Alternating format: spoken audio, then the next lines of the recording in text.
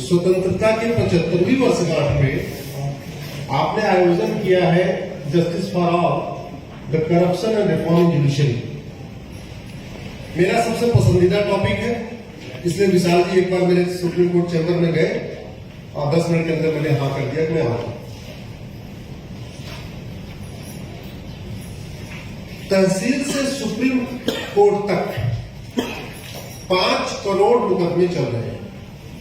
कितने मुकदमे? आप लोग बोलते जाइए लगातार, मैं बात नहीं करता ऐसे संवाद। तहसील से सुप्रीम कोर्ट तक 5 करोड़ मुकदमे चल रहे हैं। इसका मतलब 5 करोड़ पक्ष है, 5 करोड़ विपक्ष है। स्वाभाविक सी बात है, जो मुकदमों के देरी से चलने में फायदा जिसको होता है वो तो नहीं चाहेगा मुकदमा जल्दी खत्म हो जाए। लेकिन 5 करोड़ ऐसे लोग हैं जो चाहते हैं उनको जल्दी न्याय मिल जाए। किसी की जमीन पे कब्जा हो रखा है, किसी के परिवार में किसी का मर्डर हुआ है, जो भी हुआ, तो 5 करोड़ लोग न्याय की आस में बैठे हुए हैं। मुकदमा चलता है तो जो कोर्ट जाता है उसी को टेंशन नहीं होती है, पूरे परिवार को टेंशन होती है। माता पिता को टेंशन होती है, पत्नी को भी टेंशन होती है। अगर 2 बच्चे हैं तो 2 बच्चों को भी टेंशन होती है। आज पिताजी फिर तारीख में गए, फिर गए तारीख में, फिर गए तारीख में। तो 5 करोड़ मुकदमों से 5 करोड़ परिवार तनाव में है। और एक परिवार में अगर 6 आदमी मान के चले तो यानी 30 करोड़ भारतीय इस समय मुकदमों के कारण टेंशन में चल रहे हैं। मैं 2-3 एग्जाम्पल देता हूं। जौनपुर जिले में एक मुकदमा 1985 में शुरू हुआ और अभी चकबंदी अधिकारी के यहां चल रहा है। लगभग 450 तारीख मिल चुकी है उसमें। ध्यान से समझिए, 1985 में शुरू हुआ यानी 37 साल बीत गए। अभी वो चकबंदी अधिकारी के यहां चल रहा है। 10 बीघे जमीन का मुकदमा है। जो पहले मुकदमा लड़ रहे थे वो खत्म हो गए, उनकी अगली पीढ़ी मुकदमा लड़ रही है। लगभग 450 तारीख कर चुकी है। अभी चकबंदी अधिकारी का डिसाइड नहीं हुआ कि इस मुकदमे इस जमीन का असली मालिक कौन है। चकबंदी अधिकारी डिसाइड करेगा, उसके बाद फिर अपील होगी एसओसी में जाएगा, फिर अपील होगी डीडीसी में जाएगा, फिर अपील होगी हाईकोर्ट आएगा, फिर अपील होगी सुप्रीम कोर्ट आएगा। तो इस गति से आप मान सकते हैं कि 37 साल बीत चुका है, तो 35 साल और लगेंगे। लगभग आपको 70-75 साल के बाद उसको न्याय मिलेगा। जबकि न्याय ये तो हमारा फंडामेंटल राइट है। आर्टिकल 21 में राइट टू जस्टिस हमारा फंडामेंटल राइट है। लेकिन सबसे कम काम उसी पे हुआ। बड़ी बड़ी योजनाएं, अग्नि मिसाइल, ब्रह्मोस मिसाइल, पिनाक, त्रिशूल, पता नहीं वैज्ञानिकों ने हमारे सब क्या क्या बना लिया। लेकिन हमारे माननीय सांसदगण, क्योंकि इसमें ज्यादा जिम्मेदारी हमारे माननीय सांसदों की है जो कुल संख्या में 788 है, उन्होंने कभी इस पर गंभीरता से संसद में चर्चा नहीं किया। सबसे ज्यादा परेशान हमारा गरीब है। वो मनरेगा में नौकरी करता है और हर महीने बेचारा वो बस में करके और घर से रोटी बांध के तहसील जाता है या जिले में जाता है। तो महीने में जितना कमाता है मनरेगा में, महीने के अंत में उतना वकील साहब को देखा जाता है। ये सिचुएशन अभी बढ़ती जा रही है। और सबसे बड़ी बात यह कि मेरा व्यक्तिगत रूप से मानना हमारे सांसद जी है यहाँ पे, ये जो कानून होता है ये दवा के तरीके काम करता है। जैसे दवा घटिया होगी तो बीमारी बढ़ेगी, ऐसे कानून घटिया होगी तो अराजकता बढ़ेगी। जस्टिस सिस्टम अगर फास्ट नहीं होगा, अराजकता बढ़ेगी। किसी व्यक्ति ने किसी मोहल्ले में एक अपराध किया, आपने उसको 6 महीने साल भर के अंदर सजा दे दिया, तो दूसरा कोई अपराध, वो खुद दूसरा अपराध नहीं करेगा और दूसरा कोई अपराधी वहां पैदा नहीं होगा उस गली मोहल्ले में। लेकिन अगर वो जिसने अपराध किया, अपराध करने के बाद वो पार्षद और प्रधान बन गया या विधायक सांसद बन गया, तो याद रखिए कम से कम 100 लोग वही अपराध और करेंगे, क्योंकि उनको लगेगा अच्छा इसने ये अपराध किया था, ये हो गया, ये तो खनन माफिया था, देखो सांसद बन गया, चलो हम भी खनन वाला काम कर लेते। ये कानून तोड़ता था, ये बन गया, चलो हम ये तोड़ लेते। तो ये जो कानून है पूरी तरीके से दवा के तरीके काम करता है। जैसे मैंने आपको बताया, दवा खाएंगे तो या तो शरीर स्वस्थ होगा या अस्वस्थ होगा, एज इट इज नहीं रहेगा।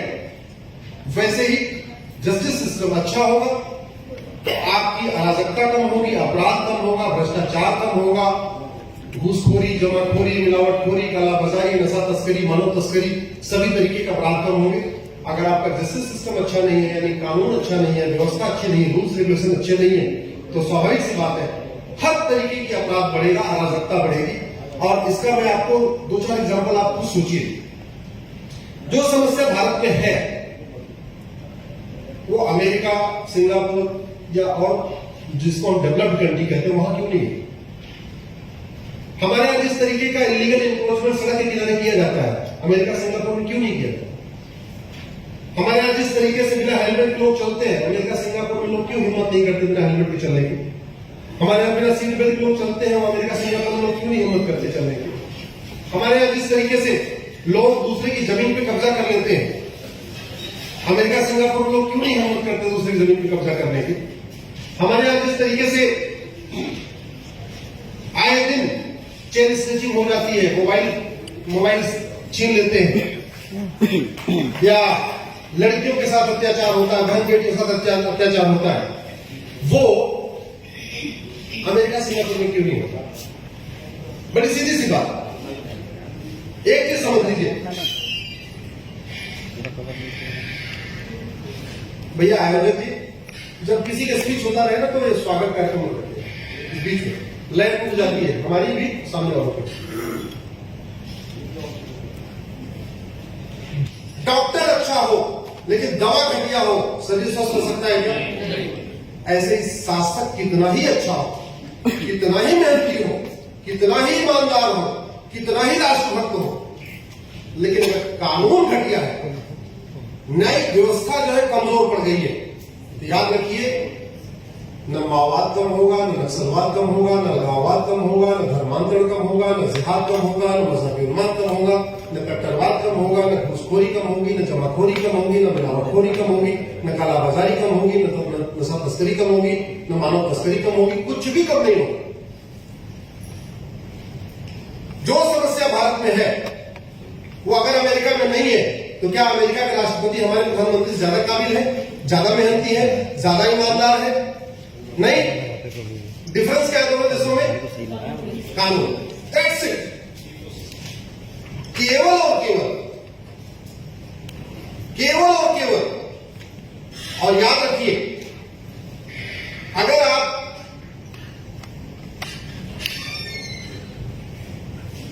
इसको सुधारेंगे नहीं तो कुछ भी ठीक नहीं, कुछ भी ठीक नहीं। आखिर क्या कारण है भारत में रोहिंग्या बांग्लादेशी घुसपैठिए आते हैं? मेरी पीआईए चल रही है, माननीय विकास सिंह जिसमें अफेयर भी करते हैं। 2017 में मैंने पीआईएल फाइल किया था कि भारत में 5 करोड़ रोहिंग्या बांग्लादेशी आ चुके हैं। ये रोहिंग्या बांग्लादेशी अमेरिका क्यों नहीं जाते, सिंगापुर क्यों नहीं जाते, चाइना क्यों नहीं जाते, फ्रांस क्यों नहीं जाते, भारत क्यों आते? क्योंकि हमारा कानून घटिया। हमारे यहां 1946 का फॉरेनर एक्ट चल रहा है, वो फॉरेनर एक्ट एकदम टीचलेस है, उसमें कोई दांत नहीं है। तुम सबको पता है बाहर वालों कि यहां घुस जाओ, एक बार घुस गए कोई दिक्कत नहीं।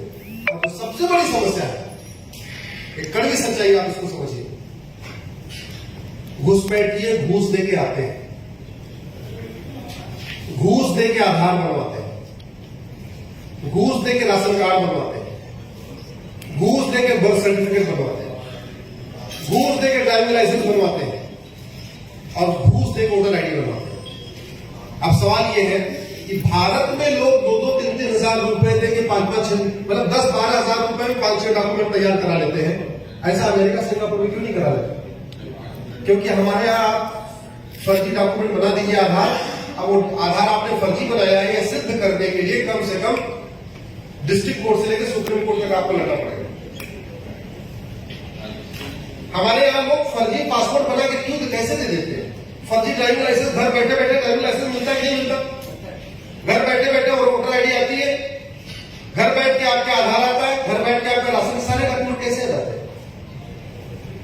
इसलिए मैं फिर से कह रहा हूं कि अगर आप वास्तव में इस देश को सुधारना चाहते हैं इस देश में रूल ऑफ लॉ हो, इस देश में कानून का शासन हो, तो सबसे पहले हमें कानून बदलना पड़ेगा, और जिसकी कोई लागत नहीं है, जिसकी कोई लागत नहीं है। कानून बदलने की कोई लागत नहीं है। हम हजारों करोड़ रुपए खर्च करके हाईवे बना लेते हैं, हजारों करोड़ रुपए खर्च करके एयरपोर्ट बना लेते हैं, हजारों करोड़ खर्च करके हम रेलवे लाइन बिछा लेते हैं, लेकिन हम कानून नहीं बनाते तो फ्री बन सकता है। 1 लाख करोड़ रुपए खर्च करके आप हाईवे बनाएंगे, ज्यादा से ज्यादा उसमें 1 करोड़ लोगों को बेनिफिट होगा।